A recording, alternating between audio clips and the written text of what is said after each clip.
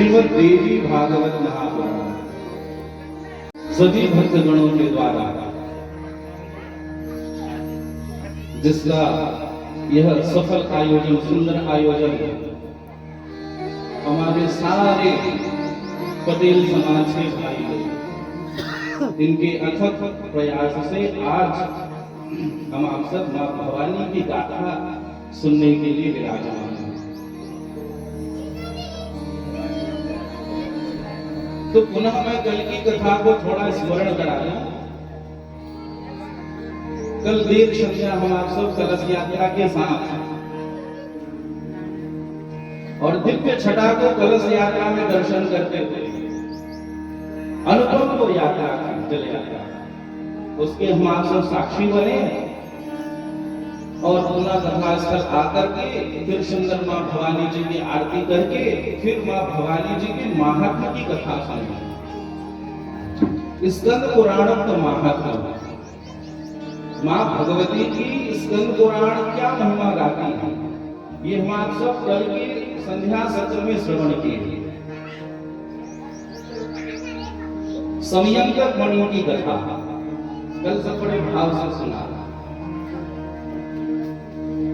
और वसुदेव जी महाराज भगवान कृष्ण जी के पिताजी प्रभु को पुनः पाने के लिए मां जगदम्बा जी की आराधना की थी। फिर जाम्बवान गुफा से साक्षात मणि के साथ और साक्षात जाम्बवती जी के साथ पुनः अपने पिता को ठाकुर जी प्राप्त हुए। किसके कारण? मां भगवती जी की आराधना के कारण। बच्चों को थोड़ा सा व्यवस्थित कर लेंगे। बोले जगदम्बा भवानी की जय। भागवत कथा सुनने के लिए हम आप सब बैठे हैं, इसका परिचय समझिए। यह जो संपूर्ण ग्रंथ है ये 12 स्कंधों से परिपूर्ण है। 12 स्कंध हैं और 18,000 श्लोक हैं। कितने श्लोक हैं? 18,000 श्लोक। 12 स्कंध हैं, 12 स्कंध हैं और सब मिलाकर के 300 अध्याय हैं। कितने अध्याय? 300 अध्याय। और इस कथा को सूत महर्षि नैमिषारण्य में सारे 100 आदि ऋषिगणों को कथा सुनाई और इसी मां भगवती जी की गाथा को सुंदर व्यास नारायण जी साक्षात जनमेजय जी को कथा सुनाई। जैसे श्रीमद् भागवत की कथा को महामुनि सुखदेव जी राजा परीक्षित को सुनाते हैं, तो हम आप सब क्या कहते हैं कि राजा परीक्षित जी सुनते हैं और सुखदेव महामुनि सुनाते हैं। तो सुनने वालों को क्या कहते हैं? परीक्षित, है ना? जो बैठते हैं उनको भक्तगणों को कहा जाता है परीक्षित। तो वैसे ही जो जगदम्बा की कथा है, मां भवानी की जो कथा है, उनको सुनाने वाले कौन है? व्यास महाराज जी। और सुनने वाले कौन है? महाराज परीक्षित जी के ऐसे पुत्र जन्मेजय महाराज।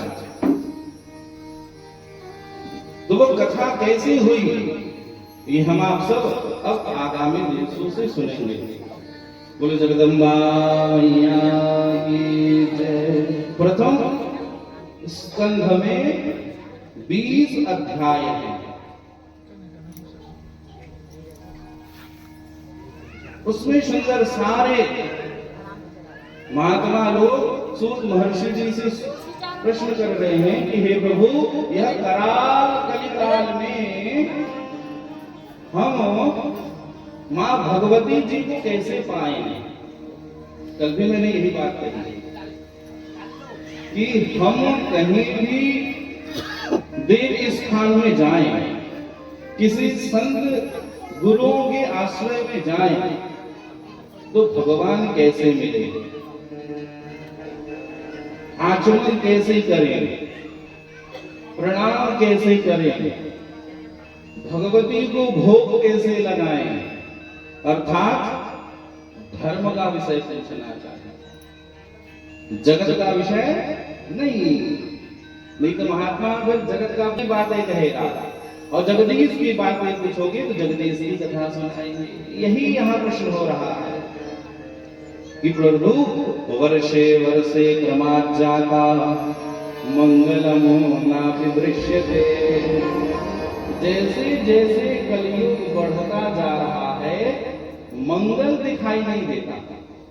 कली का प्रभाव, कली की अधिकता इतनी हो गई है कि भक्त को भगवान से जुड़ने में कहीं न कहीं विच्छेद करता है। तो उससे कैसे पार हुआ जाए, मनवाणी कैसे भगवती के चरणों में लगे, भुक्ति मुक्ति कैसे प्राप्त होए, ये हमको बताइए। और सुंदर हम आप सब इसी भाव को लेकर के और इसी के विषय को लेकर के हम आप सब विगत दिवसों से, हम आगामी दिवसों से कथा सुनेंगे। तो ग्रंथ का मंगलाचरण हुआ। देखो, कथा सुनाने से पूर्व मंगलाचरण होता है, कल मैंने बताया।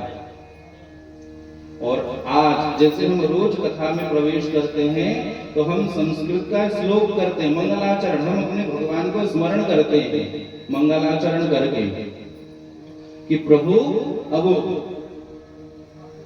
ये डोरी जो है आपके यहाँ, कथा यात्रा को आप जैसा चलाना चाहते, इस निवेदन से मंगलाचरण होगा। तो यहाँ भी मंगलाचरण हुआ। सृष्ट्वाखिलं जगदिदं सदसत्वरूपम् सत्या स्वया त्रिगुणया परिपाति विश्वम् संहृत्य कल्पसमये रमये तथैका तां सर्वविश्वजननीं मनसा स्मरामि। एकारणमस्य सलिलं स्वरूप्यमेव पात्रं विना नहि रसस्थितिरस्ति कच्चित् या सर्वभूत विषये किल शक्तिरूपा तां सर्वभूत जननीं शरणं गतोऽस्मि। तां सर्वभूत जननीं शरणं गतोऽस्मि। क्या कह रहे हैं इस मंगलाचरण में? सृष्ट्वाखिलं जगदिदं सदसत्वरूपम्। देखो, मां भगवती जी की आराधना समझिए, मंगलाचरण प्रथम आ रहा है। सृष्ट्वाखिलं, यह जो जितनी सृष्टि है, अखिल ब्रह्मांड जो हमको दिख रहा है, जगदिदं, जितना जगत में हम दिख रहे हैं, सदसत्वरूपम्, सद असद रूप में मैया आप ही विराजमान रहती हैं। सत्या स्वया त्रिगुणया परिपाति विश्वम्। आपकी शक्ति त्रिगुणात्मिका है। त्रिगुणात्मिका अर्थात सतरज तमो में भी आप हैं, भूत भविष्य वर्तमान में भी आप हैं, परिपाति विश्वम्, सब में आप विराजमान रहने वाली हैं। और क्या? संहृत्य कल्प समये रमये तथैका तां सर्वविश्व जननीं मनसा स्मरामि। कल्प समय कल्प कल्पांतर में आप विराजमान रहते हैं। ताम सर्वजननी मनसा स्मरामि, ऐसे जगत जननी को मैं मन से बारंबार प्रणाम करता हूँ। और क्या कह रहे हैं? एक कारणवस्य सलिलो रसरूपमेव पात्रं विना नहि रस स्थितिरस्ति कच्चित्। एक कारणवस्य सलिलो, और आज इसकी ही कथा है कि सृष्टि की उत्पत्ति कैसे होती है। आराधना में यह कह रहे हैं एकारणमस्य सलिलम रसरूपमेव। मैया जब कुछ नहीं था, सलिलम मतलब जल व्याप्त था, रसरूप में आप उसके बीच में विराजमान थे। जब जल हिलोरे लेती है तो जो सुंदर आवाजें आती है, जब आप समुद्र का दर्शन करें या सुंदर कहीं पर भी सरोवर का दर्शन करें, तो जब जल हिलती है तो बड़ी सुंदर आवाज आती है। तो रसरूपम, इस रसरूप में भी आप हैं। देखो भक्त कैसे दर्शन कर रहा है मां भवानी का, सगुण में भी और निर्गुण में भी। और ऐसे ताम सर्वभूत जननियो शरणं गतोस्मि, ऐसे सर्वभूत जननी मां जगदम्बा जी के चरणों में मैं गमन करता हूँ और बारंबार प्रणाम करता हूँ। बोले जगत जननी मैया की, बोले जगदम्बा भवानी की। महात्माओं ने सूत महर्षि से यही प्रश्न किया, क्या कि जिसकी आप इतनी आराधना कर रहे हैं, इतनी सुंदर सुंदर जिसकी वंदना कर रहे हैं, वो जगदम्बा कौन है? जिसकी आप वंदना कर रहे हैं वो जगदम्बा कौन है? वो कैसे इस धराधाम में आई?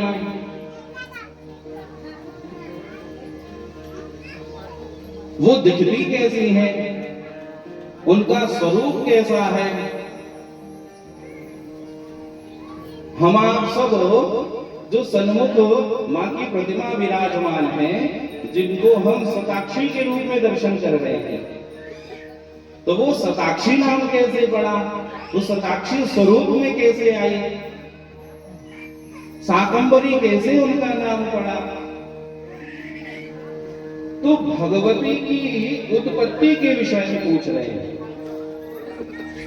भगवती की लीला के विषय में पूछ रहे हैं, भगवती के गुणानुवाद के विषय में पूछ रहे हैं।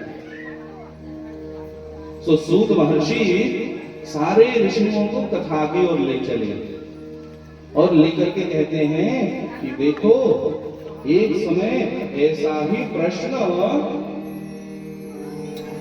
नारद जी भी मंदराचल पर्वत पर ब्रह्मा विष्णु महेश जी से यही प्रश्न पूछे थे। मंदराचल पर्वत मणिद्वीप साक्षात मां जगदम्बा जी का स्थान है और सर्वत्र विचरण करने वाले हैं नारद जी महाराज, जो हमेशा भगवान का नारायण नारायण नाम लेते लेते और भगवत कथा का, भगवत चरित्र का प्रचार प्रसार करते हैं। नारायण नारायण नारायण भजवन नारायण नारायण नारायण श्रीमन नारायण नारायण नारायण भजवन नारायण नारायण नारायण सूर्य नारायण नारायण नारायण चंद्र नारायण नारायण नारायण श्रीमन नारायण नारायण नारायण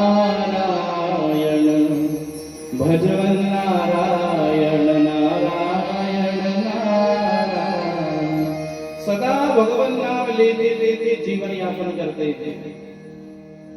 अब मंदराचल पर्वत पर नारद जी जब आए, तो नारद जी जब आए तो देखा कि भगवान शंकर जी भी ध्यानस्थ है, भगवान नारायण भी ध्यानस्थ है, ब्रह्मा जी भी ध्यानस्थ है,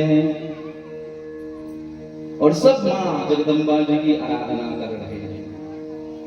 नारद जी ये देखे तो देख करके बड़ा आश्चर्य हुआ।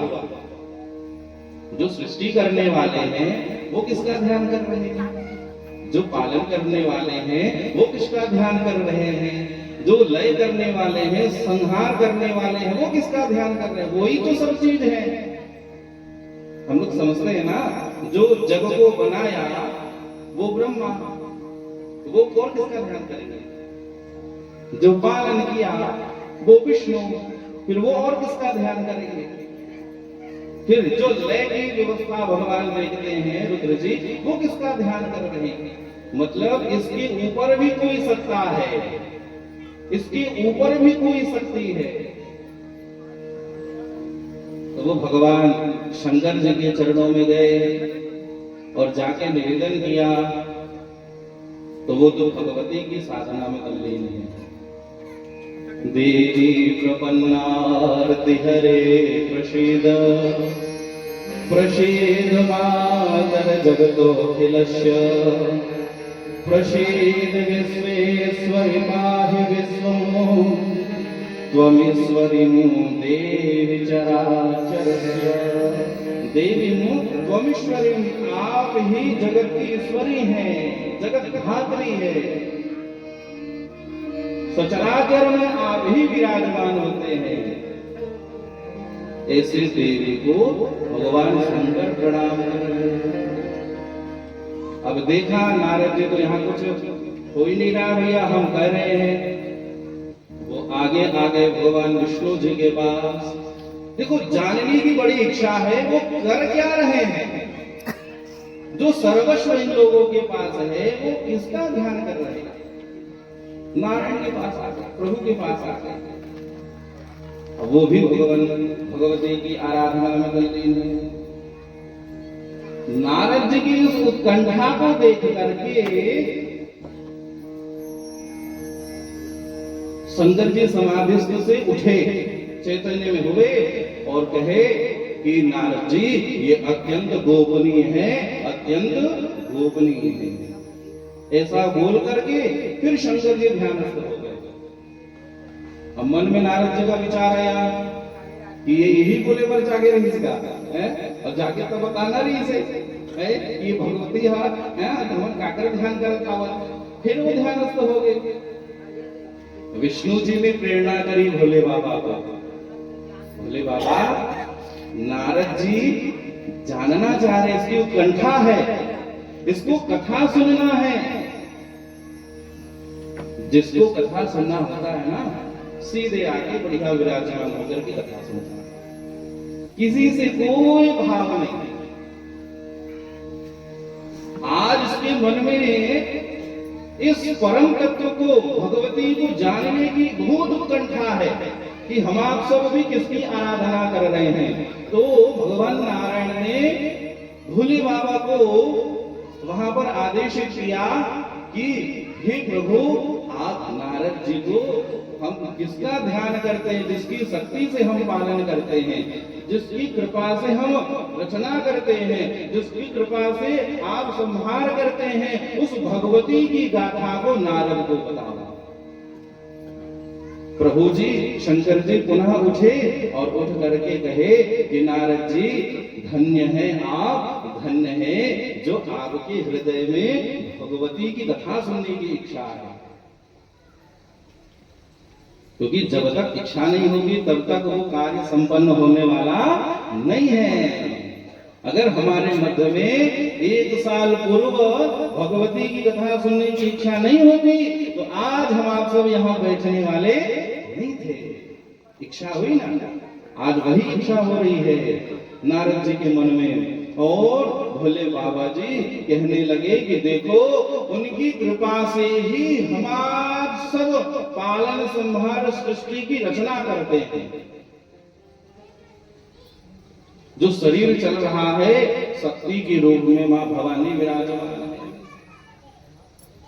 जो विद्युत चल रही है वो माइक जो बोल रहा है शक्ति के रूप में मां भवानी विराजमान है। इस शक्ति के बिना शिव भी सब है। बिना शक्ति के कोई काम होने वाला नहीं है। कल भी मैंने ये चर्चा करी और आज ये बात आ गई, क्योंकि कोई भी कार्य यदि संपादन करना है तो भगवती की कृपा बिना होने वाला नहीं है। तो यहाँ यही बात नारद जी को कह रहे, देखो मां भगवती जी सगुण में भी रहती है, निर्गुण में भी रहती है। अगुण ही सगुण ही नहीं कछु भेदा, दोनों में कोई भेद नहीं। आप केवल नाम स्मरण कर लो, छवि आ जाएगी। नाम, रूप, लीला और धाम, ये चारों चीजें हैं अलग अलग लेकिन एक है। कैसे? नाम सताक्षी जी को स्मरण करो तो मां की रूप आ गई, नाम और रूप। फिर रूप के साथ साथ लीला भी आ गई मन में, और लीला के साथ साथ धाम भी आ गया। जो लीला हुई है वो कहीं ना कहीं घटित हुई होगी, अर्थात धाम, स्थान। मतलब नाम लेते ही रूप, और रूप से लीला, और लीला से धाम। इसलिए नाम लेना चाहिए। मानसले गोसाई जी ने कहा ना, कलयुग केवल नाम आधारा, और सुमिर सुमिर नर उतरन पाया। केवल नाम लीजिए, सुबह शाम लीजिए, जब समय हो। भगवान का नाम लेने के लिए कोई विधि नहीं है, कदाचित मंत्र के लिए विधि चाहिए। और मैं यही चाहता हूं सबको कि हर सांस में हो सुमिरन तेरा, यूं बीत जाए जीवन,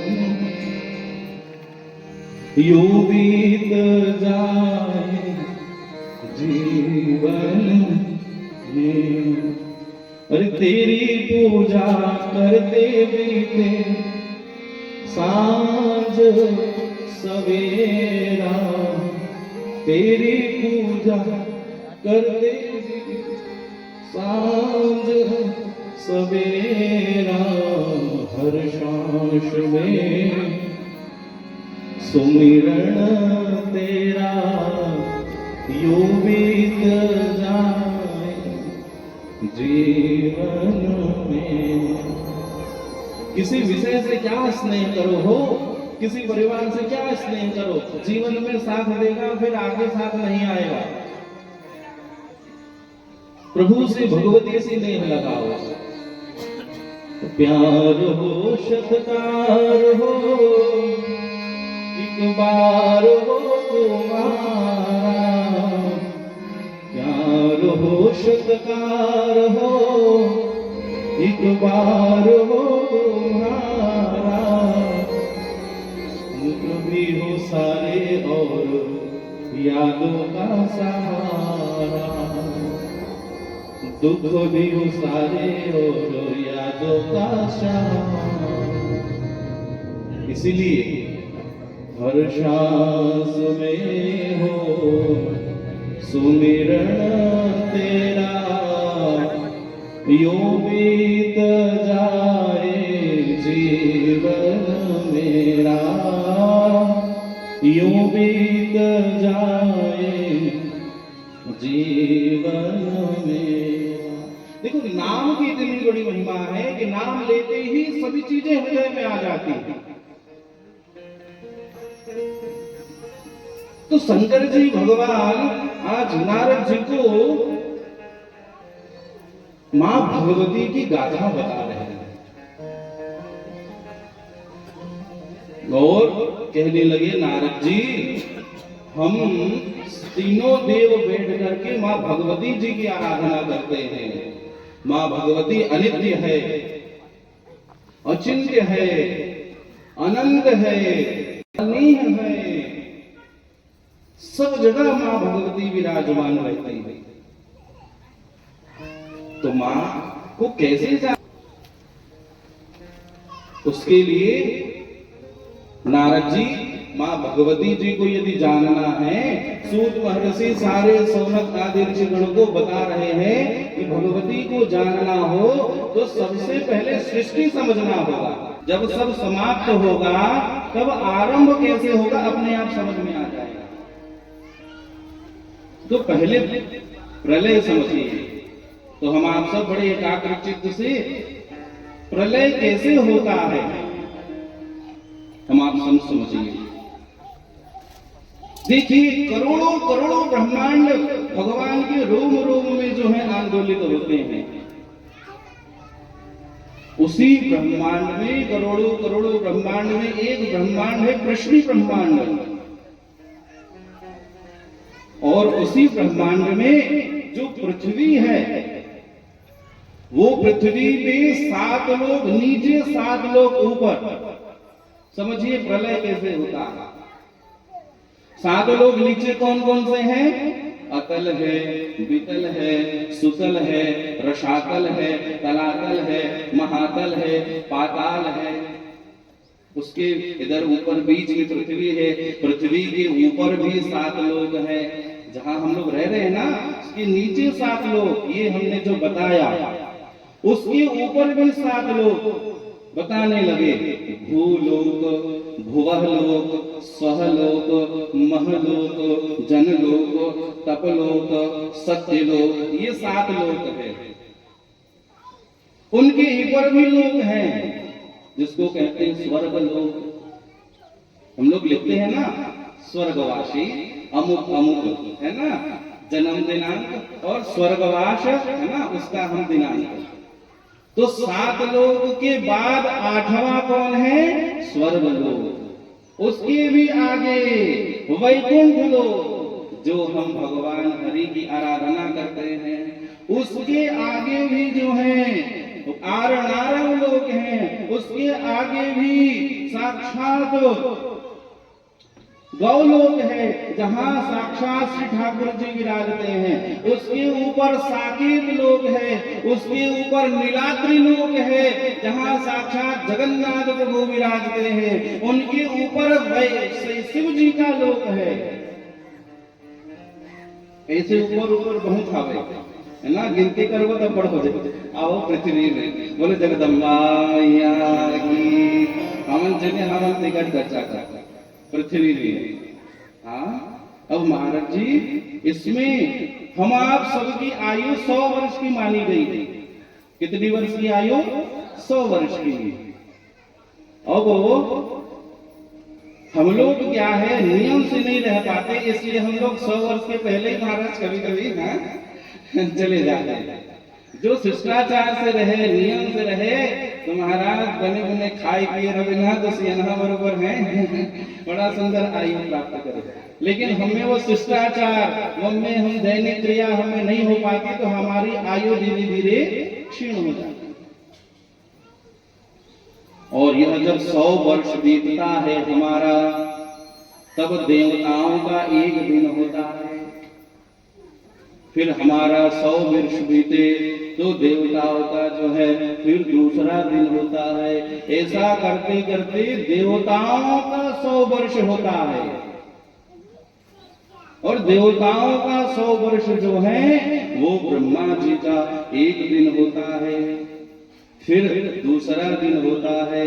ऐसे करते करते ब्रह्मा जी का भी 100 वर्ष होता है, और 100 वर्ष होता है तब एक कल्प कहते हैं। एक कल्प, जिसको श्वेत वाराह कल्प, अभी जो कल्प चल रहा है श्वेत वाराह कल्प इसका नाम है। अब ये कल्प को कैसे समझे? हम लोग किस युग में जी रहे हैं? कलयुग। इस युग का नाम क्या है? कलयुग। और कलयुग के पहले क्या आया था? द्वापर। द्वापर के पहले कौन सा युग था? त्रेता। त्रेता के पहले कौन सा युग था? सतयुग। ये सबकी आयु है। 4,32,000 की आयु हमारी कलयुग की है। उसी का जस्ट 2 गुना 8,64,000 की आयु द्वापर का है। द्वापर का 2 गुना त्रेता का, फिर त्रेता का 2 गुना सतयुग। ये 4 युग जब इतने वर्ष बीत जाते हैं तब एक चतुर्युगी होता है। समझिए प्रलय कैसे हो रहा है। अब ये सतयुग त्रेता द्वापर कलयुग, सतयुग त्रेता द्वापर कलयुग, ऐसा करते करते जब 72 बार हो जाएगा, अब जरा गणित लगाओ। 72 गुणित 4 जो चतुर्युगी है, 4 युग है, 72 गुणित 4 करो तब एक प्रलय होते। और एक प्रलय में कोई एक स्थान नष्ट होते। जैसे उदाहरण के लिए हमारे भारत में प्रलय हो गए तो एक ओडिशा राज्य समाप्त हो गए 72 चतुर्युगी के बाद। सतयुग त्रेता द्वापर कलयुग 72 बार घूम के तब एक प्रलय हुई से। तो हमारे उदाहरण के रूप में यदि भारत का हम प्रलय के रूप में देखें तो एक कोई स्थान नष्ट हो ही, सबको नहीं हो रहा। जैसे हम सोचता नहीं ये 4,32,000 कलयुग हो गए कान प्रलय हो जाए, ऐसे नहीं, ये तो 72 बार हो जाए और जब हो ही तब एक प्रलय हो ही। उसमें भी सब कुछ नष्ट नहीं होना है, कुछ कुछ स्थान नष्ट होगा। ऐसा करते करते 72 चतुर्युगी करते करते जब 8 प्रलय होगा, 72 चतुर्युगी का एक प्रलय, फिर दूसरा 72 चतुर्युगी का दूसरा प्रलय, फिर तीसरा 72 चतुर्युगी, ऐसा करते करते जब 7 बार हो जाएगा और 8वां आएगा तब महाप्रलय होगा। तब महाप्रलय होता है, उसमें सब नष्ट होता है। अब समझो 72 गुणित 4 ओकर जो उत्तर आही ओकर गुणित 8 तब जाके प्रलय होगी। और हमन काय कहन एक योग हो गए तहां सबको तहां फिर दूसरा सृष्टि। भागवत जी की महिमा गा रही है, श्रीमद देवी भागवत जी की महिमा। और ऐसा जब होता है उस 8वां प्रलय को क्या कहते हैं? मार्कंडेय प्रलय। अब कितने दिन तक मार्कंडेय जी कैसे जीवित होंगे, ये भी विचार करने की बात है। एक सुंदर सी कथा याद आ रही है, आप सबको दर्शन करा दूं, बड़े ध्यान पूर्वक सुनिए। देखो भगवान शिव जी की आराधना करने से कितना फल मिलता है। देखो मार्कंडेय जी की आयु थी केवल 5 वर्ष, आप सभी कथा भी जानते होंगे, लेकिन अब उनको मालूम चला, अब वो भोले बाबा का परम भगत, अब इसकी आयु पूर्णता की ओर है, तब यमराज आया लेने, और वो देखा तो वो तो भगवान में बड़ी निष्ठा रखता, भोले बाबा को रोज सुंदर पूजा करता। जैसा देखा घबरा करके भोले बाबा के जाके फिर सुंदर वो लिपट गया, भोले बाबा बचाओ बचाओ बचाओ। ये जो सच्चा भाव है ना, ये छोटी अवस्था में ही रहता है ना। सब कुछ हम अपने इष्ट को मानते हैं, अच्छा होगा तो भी भगवान को, बुरा होगा तो भी। हमारे तो ऐसे ही से महात्मा देखे हैं कि भगवान का गाड़ी दे गए तो भी स्थिति हरे, क्योंकि वो सखा मानते हैं भगवान को, सखा के रूप में, कोई मित्र के रूप में, भगवान को कोई इष्ट के रूप में, कोई बाल गोपाल के रूप में। तो हम बाल गोपाल की तरह उसकी पूजा करते हैं। वो कहने लगा मार्कंडेय जी, प्रभु मुझे बचाओ, मुझे बचाओ, ये यमराज मुझे लेने आ रहा है, प्रभु मुझे बचाओ, मैं आपको छोड़ करके जाने वाला नहीं हूँ। अब ऐसा जब सर्वस्व आ गया कि प्रभु मुझे बचाओ, मैं आपके शरण में हूँ, जब हम ऐसा कह देते हैं ना, तब साक्षात भगवान आपकी रक्षा करने वाले, और उसकी रक्षा के लिए साक्षात वहां पर भगवान प्रकट हुए हैं। बोलो गौरी शंकर भगवान की। गले रुंडमाल। कैसा प्रभु दिख रहे हैं? गले रुंडमाल है, तनौ सर्पजालम, जटा मुकुट पंडित है, चंद्रमा है, गंगा जी विराजित है। ऐसे प्रभु को देखे तो एक बार धर्मराज जी कहने लगे, प्रभु इसका समय हो गया, अब मुझे ले जाने दो, ये सृष्टि है, आया है सो जाएगा, राजा रंग फकीर, जाता ही ध्रुव मृत्यु, जो आया है उसकी मृत्यु सुनिश्चित है। भगवान कहने लगे, धर्मराज यमराज, तुम मेरी आज्ञा से आप पालन करते हो, सर्वत्र मेरी सत्ता है, मैं जिसको रखूं, मैं जिसको भेजूं। और राखे राम को लेगे कौन? और लेगे राधा की ही हरे, भगवान की माया। तुम मेरे से हिसाब किताब करोगे, जाओ तुम, ये मेरा भगत है। और भगत को आशीर्वाद दिया, उनको भेज दिया यमराज को, और कहा कि तुम अंतिम समय तक, सृष्टि तक तुम जो है देखोगे, तुम्हारी आयु है, मैं तुमको ये आशीर्वाद देता हूं। और उसी सृष्टि को आज मार्कंडेय जी देख रहे हैं, इसीलिए इसको अष्ट चिरंजीवों में माना गया है। 8 जो चिरंजीव हैं उसमें 8वां नाम जो है मार्कंडेय जी का आता है। तो ऐसे मार्कंडेय जी को प्रलय को देख रहे हैं, और क्या देखा कि वो ब्रह्मा जी का जब शरीर पूरा, जब उसका आयु पूर्ण हो गई 100 वर्ष, तब शिव जी का एक दिन होता है। शिव जी का जब 100 वर्ष आयु हो जाए तो नारायण जी की एक दिन होती है, और नारायण जी को जब 100 वर्ष की आयु पूर्ण हो जाए तब एक सृष्टि पूरा समाप्त होता है। तब तक उस सृष्टि को मार्कंडेय जी देखते हैं, और नारायण जी उस जल पर विलीन होते हैं, और 12 आदित्यों का तेज उसमें पड़ता है। एक सूर्य की गर्मी ना हम न, अब 12 सूर्य के जो गर्मी रही तो सोचो जैसे छेना जल थे और पानी डालन तो बुलबुला बन थे, वैसने जो है ये सृष्टि जो है पूर्ण रूपेण जल करके, जल में जब होता है तब 100 वर्षों तक जल की धारा बढ़ती है, हाथी के सूंड के समान, और उससे पूरा सृष्टि जलमग्न हो जाता है। और सृष्टि जब जलमग्न हो जाती है तब केवल और केवल जल की धारा जो है रहती है, और जल की धारा जब हिलने लगती है तब भगवती को सृष्टि करने की इच्छा। अब सृष्टि कैसे भगवती जी कर रही हैं, और सृष्टि कैसे हो रही? जब जल की धारा बढ़ रही है तो वहीं से एक दिव्य ज्योति निकलती है, दिव्य ज्योति निकलती है, और वही जो है धारा जब पलटे तो धारा पलटती है तो क्या होता है? राधा की उत्पत्ति होती है। धारा को उल्टा करो तो क्या होता है? राधा राधा राधा।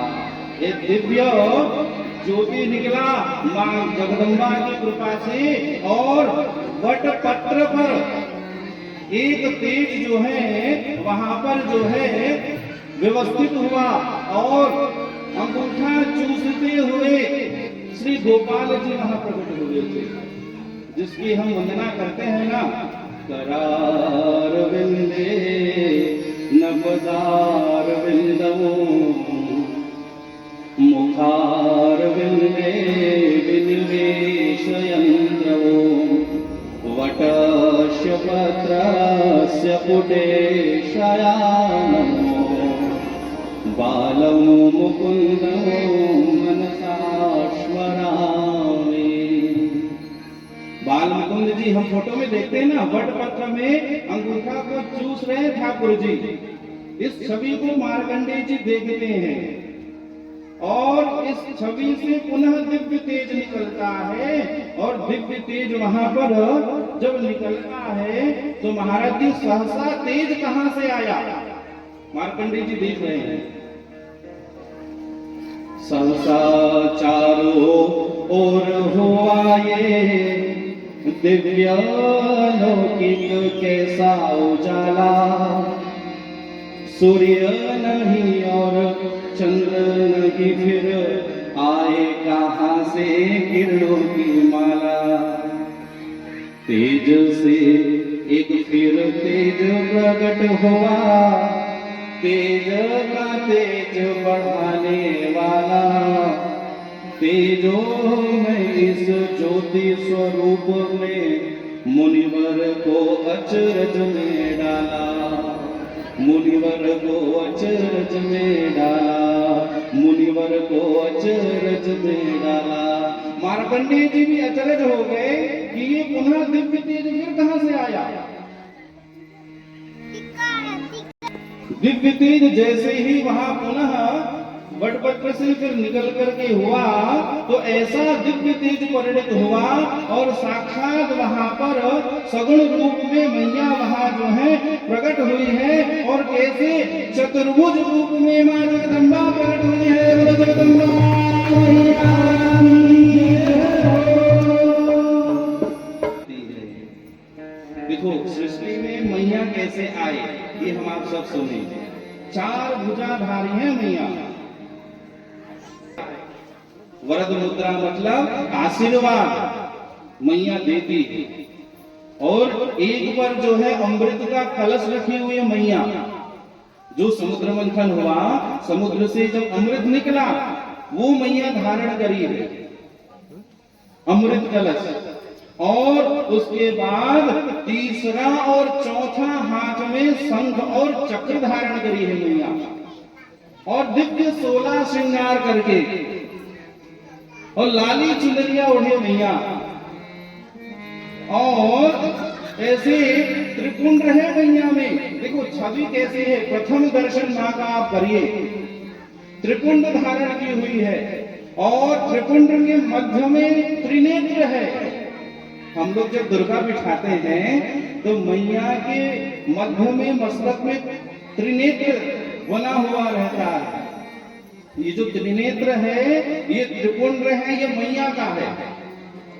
इसको भोले बाबा को कैसे मिला इसकी भी महिमा मैं आपको बताऊंगा। तो बड़ी दिव्य छटा में आज मैया हमारे मध्य में प्रकट हुई।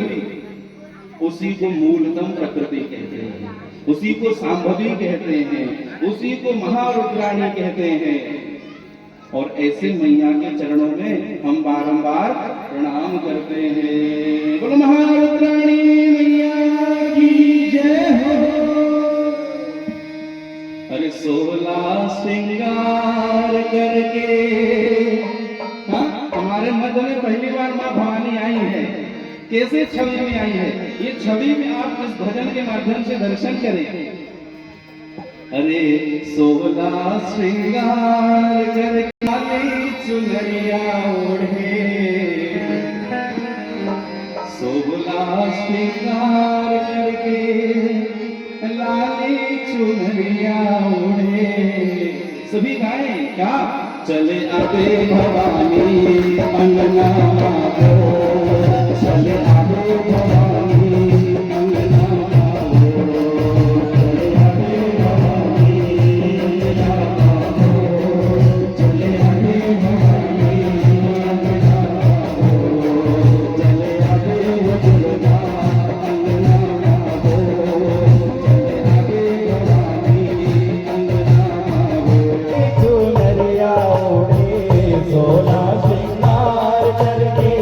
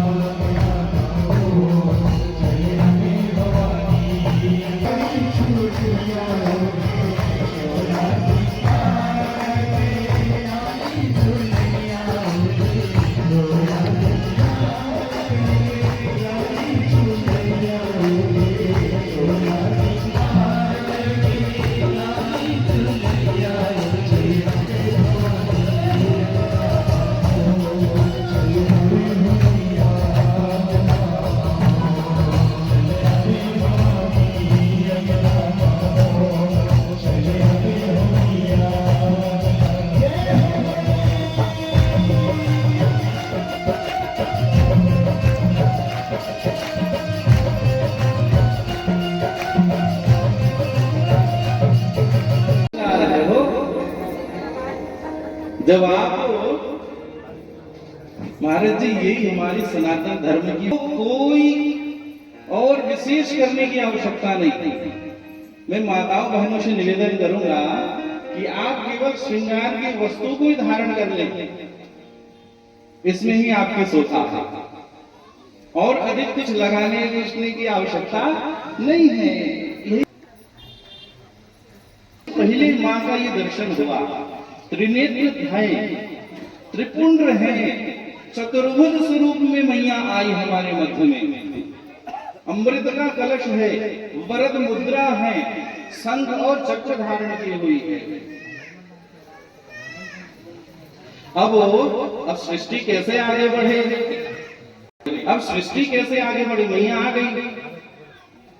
अब आने के बाद मन से मैया ने ब्रह्मा जी को प्रकट किया। ब्रह्मा जी को कहा, देखो देवी भागवत की कथा पे कैसे सृष्टि हो रहा है। ब्रह्मा जी जब आए तो मैया कहने लगी चलो सृष्टि करो। तो ब्रह्मा जी कहने लगे कि यहाँ तो कुछ है नहीं, आप हो और मैं हूं, और सृष्टि आपसे, क्योंकि मैं आपसे ही आया हूं, तो आप मेरी माता हो गई इस नाते, और माता से सृष्टि होने वाली नहीं है ना, माँ तो माँ होती है। तो मैया को अब कहने लगे सृष्टि कैसे आगे बढ़ेगी। मैया को क्षण भर क्रोध आया और क्रोध होकर के त्रिनेत्र खोली और ब्रह्मा जी को भस्म कर दी मैया। अब ब्रह्मा जी थे वो भी भस्म हो गए, भस्म सामने उपस्थित हो गया। अब क्या करें? अभी विष्णु जी को मैया ने प्रकट करी मन से। अब विष्णु जी को कहते हैं सृष्टि करो, तो विष्णु जी भी वही बोलते जो ब्रह्मा जी बोले कि आप तो मेरी माता हो, आपसे मैं आया हूं, तो मैं कैसे सृष्टि करूंगा, ये तो मर्यादा नहीं है। तो मैया को फिर क्रोध आया, ये तुम भी वैसे ही करते हो। फिर त्रिनेत्र खुला, फिर विष्णु जी को भस्म कर दिया। अब उसके बाद पुनः मन से सृष्टि मैया करी, रुद्र का आगमन हुआ, रुद्र जी जैसे आए, फिर मैया कहने लगी कि सृष्टि करो। तब महाराज रुद्र जी भी यही कहने लगे कि मैया मैं तो आपसे आया हूं, तो आपसे सृष्टि कैसे करूंगा।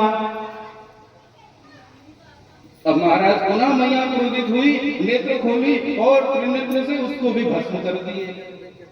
तीनों का नाक सामने है। अब मैया देखी, अब मैं सृष्टि करना चाह रही हूं लेकिन नहीं हो रहा है। मैया का अश्रु बिंद गिरा।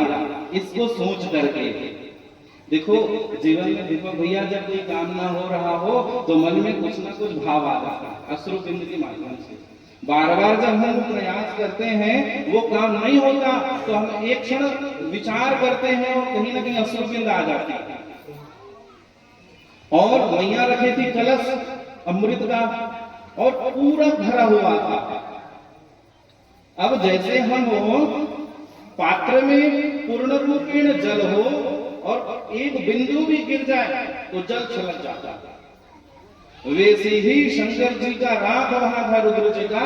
मैया एक हाथ पर कलश रखी हुई थी और उसमें अश्रुबिंद मैया का गिरा और अमृत कलश से वह अमृत की बूंद उस राख में गिरी, रुद्र जी की उस राख पर और उस भस्म पर गिरी। तो साक्षात वहां पर स्वयं भू के रूप में साक्षात भगवान प्रकट हुए हैं। स्वयं भगवान की जय है।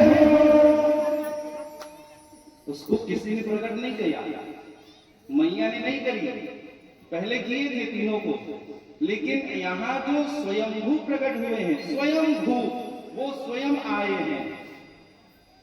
हम लोग दर्शन करते हैं ना गणेश्वर महादेव, जो स्वयंभू हैं, किसी को प्रकट वो नहीं हुए।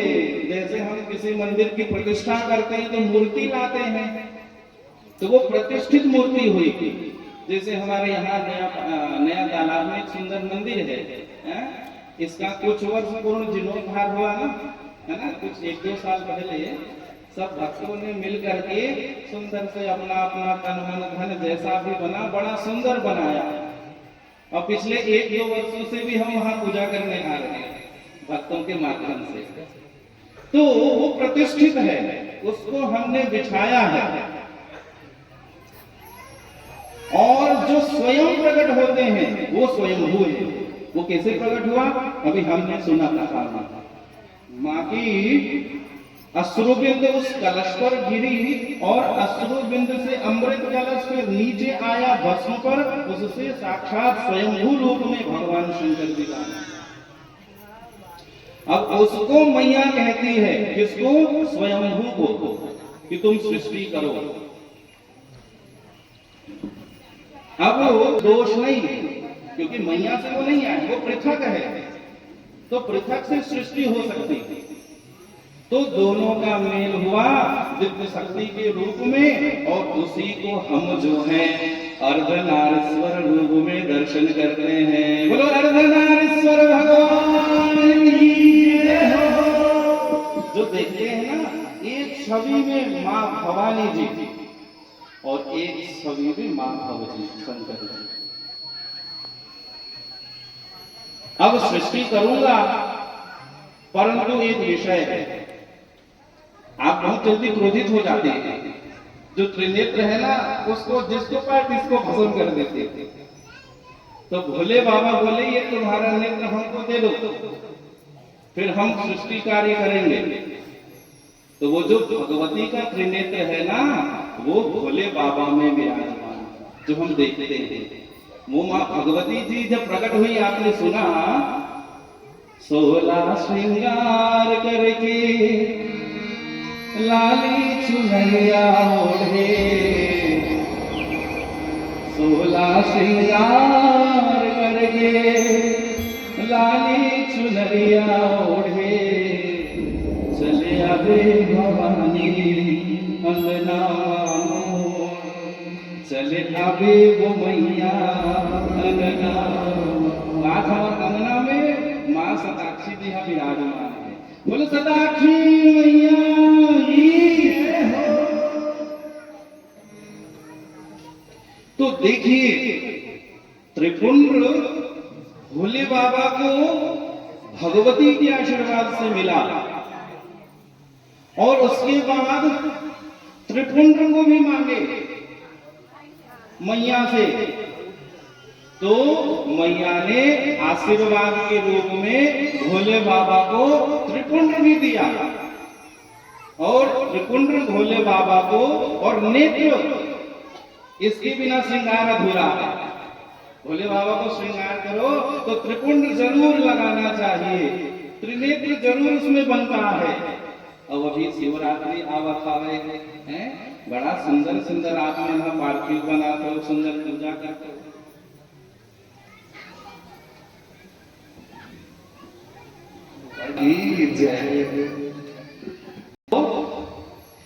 देखिए, ये हम भगवती जी का जो त्रिपुंड था, त्रिनेत्र था, वो भव को मिला सृष्टि करने के लिए आशीर्वाद के रूप में। अगर भगवान शिव जी नहीं मानते और मैया सृष्टि करते जाती, और क्रोध होती तो भस्म कर देते, क्रोध होती तो भस्म कर देते, तो सृष्टि कैसे आगे बढ़ती? इसलिए भगवान में बड़ी चालाक है, बड़ी चालाकी से त्रिपुंड और त्रिनेत्र मांग लिए। हमार भोला भंडारी सबको पर भगवान में सोचते, वही लगा हमारे दादा काय का है, एक भोले बाबा सियान है, तो सियान में सब पर सोचते। भोले बाबा सोचे कि मैया ले ये त्रिपुंड और त्रिनेत्र नहीं मांगो तो ये भस्म कर चाहिए सबला, तो सृष्टि कैसे आगे बढ़ी? तो वहां से उसको मांग लिए भगवान। अरे दयालु ये भोलेनाथ, तोरे बरोबर दयालु नहीं। अरे कहते दयालु नहीं हो, बोला कपड़ा लत्ता तक नहीं चाहिए, तो मन पहरा होगा, मकान दुकान को नहीं चाहिए, कहाँ बैठे भोले बाबा है? अरे तोरे जटा में बहे गंगा धारा, ये जो रचना है ना, ये हमारे सियान के रचना है। जैसे दीपक की आत्मा ना कुछ कुछ है ना लिख करके, या जो भी जैसे आप रचित है वैसे हमारे सियान है, सब जाना तो हमारे सियान है ना, हमारे दादाजी का वो सुंदर सुंदर रचना करे। पहले विनायका चले, आप मन जाना तो रेडियो में विनायका आवे और सुने कहन दादा हल लिख डाले भजन वही तर्जमे, और भारी चले उस समय। और कुछ तो इसलिए पहली यही साधन रहा है, सुंदर रामायण हो गए और सुंदर सुंदर तर्ज में हमारे दादा हल भजन लगना है। और ये विषय मला याद आ गया, एक पद गावन कहा है, अरे तोरे जटा में बहे गंगा धारा, तोरे जटा में बहे गंगा धारा,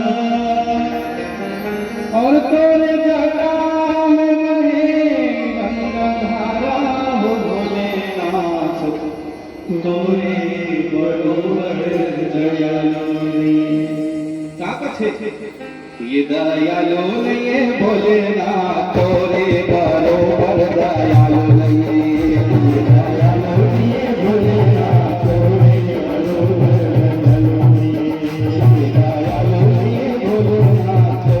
बरोबर दयालु नहीं है, ये दयालु नहीं है भोलेनाथ तोरे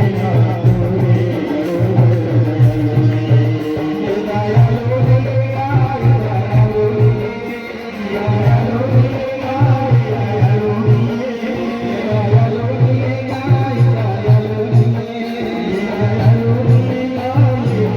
ये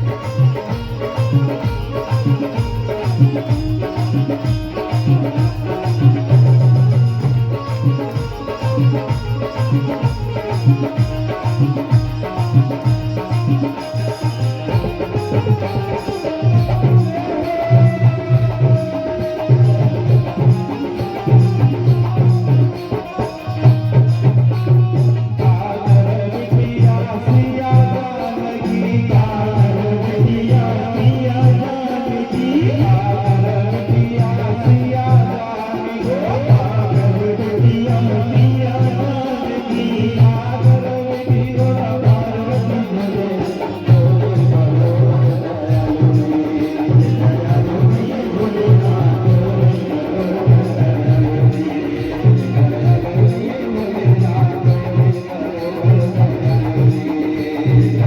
नहीं है भोलेनाथ तोरे बरोबर दयालु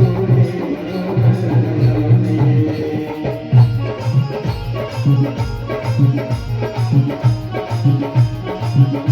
है,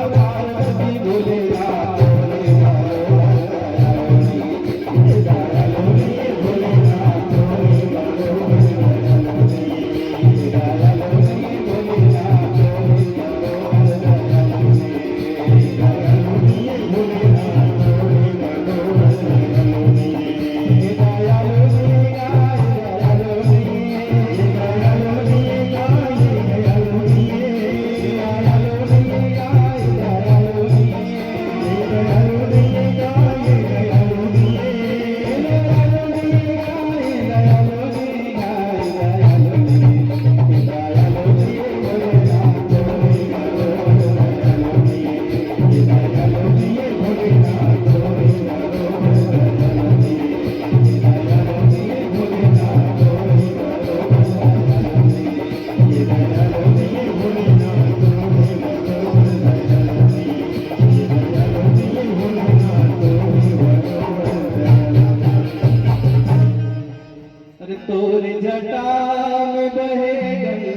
धारा, तोरे जटा में बहे गंगाधारा, तोरे जटा में बहे गंगाधारा, भोलेनाथ तोरे बरोबर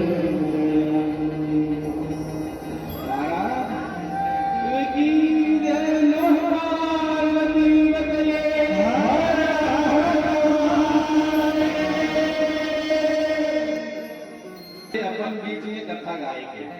फिर मैं बार बार ये बात आपसे कहूँ कि ये जो अपनापन है ना वो दोनों जगह मिलने वाला नहीं है। तो ऐसा दयालु है हमारे भोले बाबा, जगत के रचना करे पर माँ भगवती जी से त्रिपुंड त्रिनेत्र धारण किए और भगवान के मस्तक पर त्रिपुंड और त्रिनेत्र शोभायमान है। अब महाराज जब दोनों एकीकृत होवे तो उसको हम अर्धनारीश्वर के रूप में देखें। देखिए सृष्टि धीरे धीरे धीरे धीरे कैसे बढ़ रही है, माँ भगवती जी सृष्टि कैसे बढ़ा रही है। अब शक्ति दोनों के मध्य में आई और पुनः दिव्य तेज उसी अर्धनारीश्वर में से निकल करके आई, जो बड़े कृष्ण वर्ण में थी, श्यामल स्वरूप में थी, जिसको हम लोग अपराजिता कहते हैं। अपराजिता मैया आई और साक्षात मैया जब आई अपराजिता के रूप में, तब अपराजिता भोले बाबा से कहने लगी कि अब सृष्टि करो, क्योंकि सृष्टि बढ़ाना है। तो महाराज भोले बाबा तो भोले वाले, उनको तो सृष्टि करने नहीं आया। आज अपने काले काले स्वरूप से एक पुरुष को प्रकट किए, मैया के तरह ही वो दिखते थे। देखो अभी तक स्त्री स्त्री प्रकट हो रही, अभी पुरुष प्रकट हुए और पुरुष साक्षात भगवान जो है मां भगवती की तरह दिखते थे और काले काले रूप में आए और वही साक्षात हम लोग महाकृष्ण के रूप में, और उसी महाकृष्ण को हम आप सब जगन्नाथ के रूप में जानते हैं। बोलो जगन्नाथ महाप्रभु की जय हो। आप फोटो, आप शाम को जाना फोटो निकालना, तो जगन्नाथ जी नथनी पहनते रहते हैं। तो नथनी कौन पहनता है? स्त्री वर्ग पहनती ना नथनी। और दिखते कैसे हैं भगवान जगन्नाथ जी? काले काले। भगवती ने अपने स्वरूप को विस्तृत किया और एक पुरुष बनाया, और वही नथनी उनमें सुशोभित है और वही साक्षात भगवान जगन्नाथ है। तंत्र शास्त्र के अनुसार महाराज जी वही काली, वही अपराजिता, वही जगन्नाथ जी है। इसलिए उसकी रथ यात्रा गुप्त नवरात्र में निकलती है। आप ध्यान देंगे इस जो बड़े रहस्य की बातें हैं, और ये चीजें आप सब जानते होंगे। जो गुप्त नवरात्र है अभी जो गई माघ में, और दूसरा आषाढ़, जब रथ यात्रा आरंभ होती है तब से नवमी पर्यंत उसमें रथारूढ़ होकर के भगवान अपने भक्तों को दर्शन देने के लिए निकलते हैं। अर्थात भगवान के साथ साथ भगवती भी आ रही है दर्शन देने। इसलिए कदाचित यहाँ के सेवक लोग भी भगवती की आराधना करते हैं। पहले रथ में हमारे बाबूजी जाया करते थे, कुछ बाबूजी बैठे हैं संग, और रथ की खूब सेवा करी। यहाँ के सब लोग इस विषय को जानते हैं। भैया दिनों के लिए जाते हैं समय समय पर रथ में चढ़ करके भगवान का प्रसाद इत्यादि जो भी वितरण करना। ये साक्षात भगवती, भगवती जी अपराजिता एक पुरुष प्रकट करी, वही साक्षात जगन्नाथ जी। अब इनको कहे कि अब तुम सृष्टि करो, तो सृष्टि करो। तो महाराज वो कहने लगे कि हम सृष्टि वगैरह नहीं करने वाले। तो क्या करोगे? हम बोले प्रसाद पाएंगे और आनंद से चकाचक रहेंगे। तिकरे सुधी मैया ने आशीर्वाद दी और आज देख भगवान जगन्नाथ कति प्रसाद खावत है 8 बार जो है भोग कर लगते। बोले जगन्नाथ महाप्रभु की जय हो। बड़ा बड़ा नयन महाराज जब भगवती जगन्नाथ के रूप में रखारो होकर के निकली तो देख रही है भक्तों को उस बड़े बड़े नयन से। कदाचित् कालंदे तटविपिन संगीत करहो। स्तुति है जगन्नाथ जी की। मुदा भीरी नारी वदन कमला स्वाद मधुप रमा संभोग पति गणेशार्चित जगन्नाथ स्वामी नयन पथगामी भवतु मे। जगन्नाथ स्वामी नयन पथगामी भवतु मे। नयन से भर निहारो सारे यात्रियों को। और हमने एक भाव शुरू में ही गाया। क्या गाया था? शिवलोक ले शंकर आए उड़ी चली आए हनुमंता और उड़ी चली आए हनुमंता भवानी उड़ी चली आए हनुमंता और रथ चढ़ी आए दारू ब्रह्मा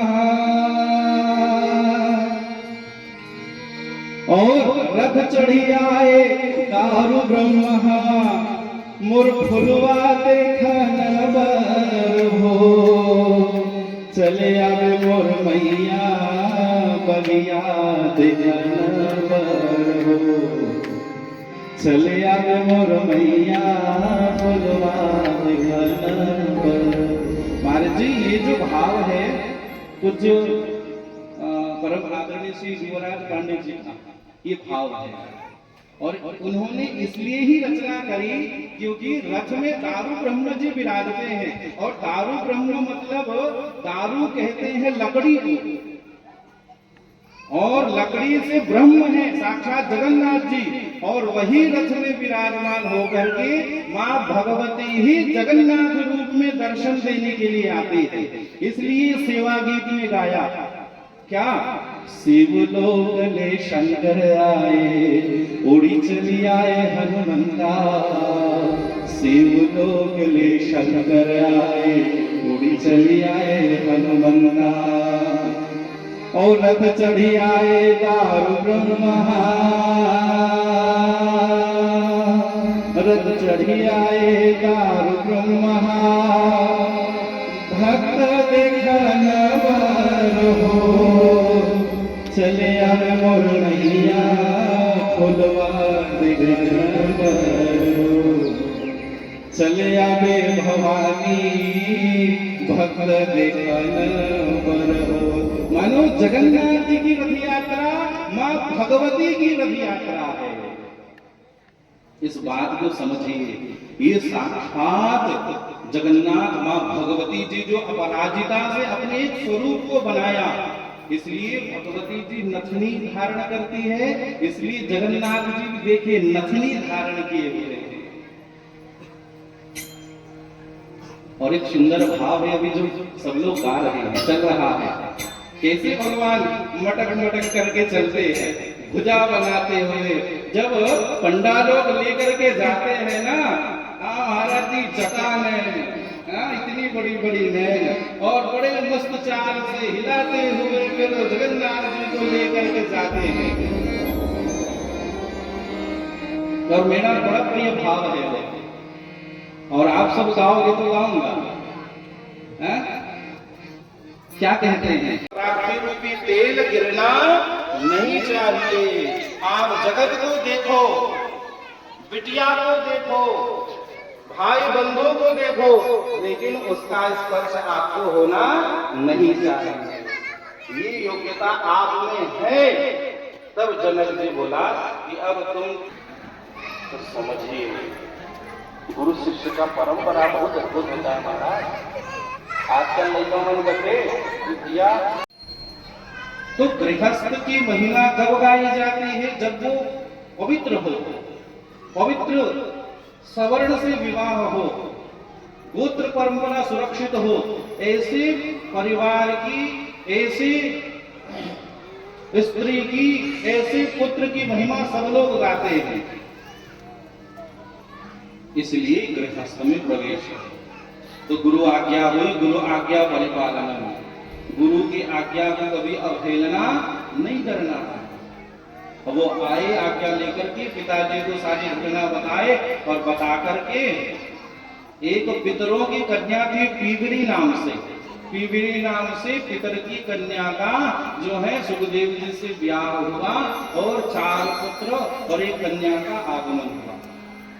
और बड़े सुंदर से सुखदेव जी ने कन्या का, बिटिया का विवाह अणुह नाम के महात्मा से किए और जो है उसके बाद सुखदेव जी सुंदर ठाकुर जी के तत्व में, उनकी भक्ति में, उनकी आराधना में को लीन हुए।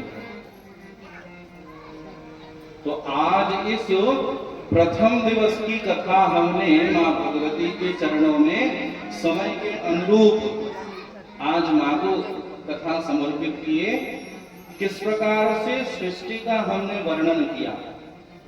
मां भगवती धीरे धीरे आई और सुखदेव इस प्रकार से गुरु की महिमा, सुखदेव जी की पवित्र गृहस्थ के विषय में देवी भागवत जी में वर्णन है और वैराग्य का वर्णन श्रीमद् भागवत में वर्णन है। तो ये हमने यथा समय कहीं संक्षेप करते हुए, कहीं विस्तार करते हुए आज कथा को हमने श्री भगवती जी के चरणों में समर्पित किया और आज के इस प्रथम दिवस की कथा को इस गुरु महिमा के साथ और शिक्षा के साथ मैं वाणी आज यहीं विराम करूंगा कि जीवन में आप गुरु और गोविंद के से रहें, तभी आपका कल्याण सुनिश्चित है। और गुरु कैसा हो, चेला कैसा हो, ये भी मैंने कथा के माध्यम से आप सबको बताया। और इसी के साथ आज मां भगवती के चरणों में प्रथम दिवस की कथा के रूप में मैं वाणी यही विराम करता हूं। और कल से यदि विचार करें तो आज दूसरा दिन है और कथा के दृष्टि से देखेंगे तो आज प्रथम दिवस है, पहला दिन है। तो आज हमने माँ के गुणानुवाद को यथा समय जैसे ठाकुर जी की भगवती की इच्छा हुई वैसे हमने गाया, मधु कैटव का भी सुंदर चरित्र सुना और आगे और क्या क्या लीला भगवती करी है इसके बाद हम आप सब कल कथा के माध्यम से श्रवण करेंगे। कल सुंदर व्यास जी का भी महाभारत का भी सुंदर सा प्रसंग हम स्पर्श करते हुए कथा श्रवण करेंगे और सुंदर नवरात्र विधान भी हम आपको दर्शन कराएंगे। नवरात्र की कैसी महिमा है, किस किस प्रकार से क्या विधि से कन्या पूजन हमको करना चाहिए और सुंदर सती चरित्र को दर्शन करते हुए फिर शक्ति पीठों का निर्माण कैसे हुआ मां सती जी के देह से, उसकी भी कथा को, उसके बाद फिर हम सुंदर से भगवती शिव और शिवा के विवाह की ओर, शंकर पार्वती विवाह की ओर जो है कथा को अंतिम सत्र तक, अंतिम समय तक हम आप सब ले चलेंगे। तो कल नवरात्रि विधान, सुंदर शक्ति का निर्माण और सुंदर मां भवानी जी का भव से विवाह और ऐसी सुंदर कथा को हम सुनेंगे। जैसे आज कथा आरंभ हुई उसी अनुरूप कल भी कथा आरंभ होगी और ऐसे ही समय से हम आप सब विराम की ओर चलेंगे, विवाह के सुंदर प्रसंग का दर्शन करेंगे। कल आप सब साक्षी बनेंगे, सुंदर सा पारंपरिक विधि से भी हम विवाह करवाएंगे और कथा के माध्यम से भी विवाह करवाएंगे। तो जैसी विवाह की व्यवस्था होती है, जैसा हम चिंतन करेंगे, मड़वा उड़वा तेल हल्दी जो भी है आप लोग जैसे है ना व्यवस्था तैयारी है, सुंदर गौरी गौरा विवाह ये गौरी गौरा साक्षात भगवती हमार माँ, तो सुंदर सा विवाह कल संपन्न होगा। तो आप सभी सुंदर विवाह के परिधान में आए। विवाह में कैसे जाते, लाल पीले सुंदर वस्त्र है ना, बड़ी सज्जा से और सुंदर हम भगवती और श्री शिव जी का विवाह दर्शन करेंगे कल की कथा पर विश्राम पर। और फिर आगे की सूचना फिर आगे के समय पर प्रदान करेंगे। आज कथा को भगवती के चरणों में वाणी यही विराम। और आइए कुछ भजन महाराज जी के सानिध्य पर माँ के चरणों में अर्पित करें। दुर्गा भवानी की, दुर्गा मैया की जय।